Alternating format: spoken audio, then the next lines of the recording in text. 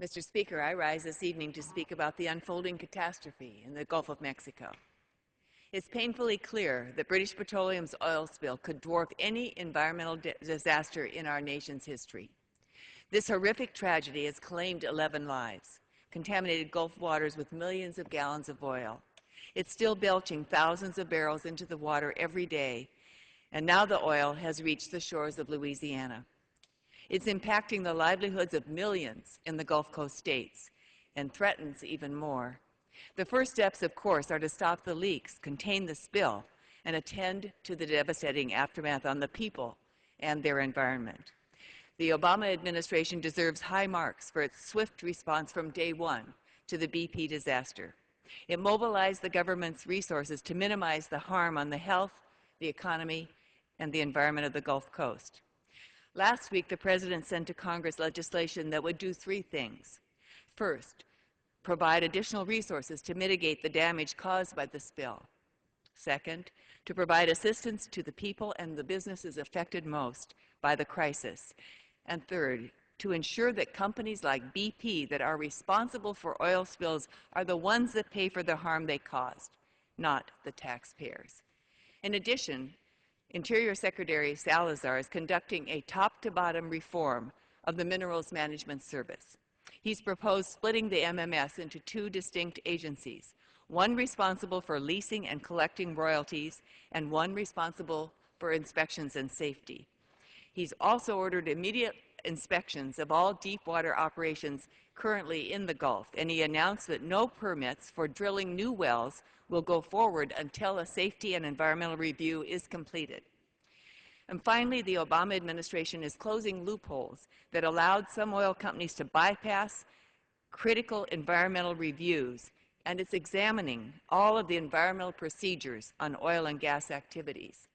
While these are important and necessary steps, I believe that more must be done, and that's why I strongly support President Obama's announcement that he will establish an independent commission to investigate the BP oil disaster.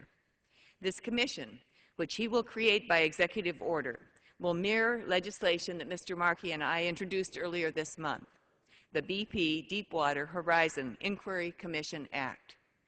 I believe this commission should have four goals. First, it should examine the causes of the current spill, as well as the adequacy of oil spill containment and cleanup measures. Second, it should determine whether and how such spills can be avoided in the future. Third, it should assess the implications of its findings for drilling in or adjacent to sensitive and ecologically important areas, including in the Arctic. And four, it should make recommendations on how to strengthen laws, regulations, and reform agency oversight in order to keep this from happening again. This commission will serve as an important long-term addition to the Obama administration's excellent short-term efforts to investigate and respond to the oil spill. Mr. Speaker, I have lived in Santa Barbara, California since 1964. I saw firsthand the devastating consequences of the blowout on Platform A, just a few miles off our coastline in 1969. That was 40 years ago. That spill dumped millions of gallons of oil into the Santa Barbara Channel. It killed untold numbers of amounts of wildlife. It polluted our beaches for years. But it also galvanized a burgeoning environmental movement, and it spurred the first Earth Day. It was as true then as it's true today. Our disaster cannot be that we simply have to keep drilling in the Gulf and other offshore areas because we have no alternative. The truth is that we do have options that can move us much further and faster toward energy security. Today, our economy still relies on fossil fuels for energy, and every day we pay a price in volatile prices, in source instability, and in unnecessary pollution. The best way to beat this addiction is by reducing overall demand, by promoting renewables, and developing alternatives. And since America is not exactly awash in oil, Reducing our dependence on it would be good not only for our environment, but for our economy, and perhaps most importantly, for our national security.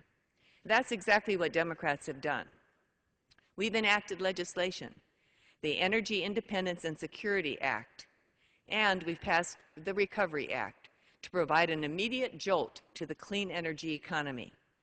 The House has also passed comprehensive legislation that caps global warming pollution and invests in clean energy solutions that create jobs here in America, developing clean power and energy-efficient technologies while combating global warming.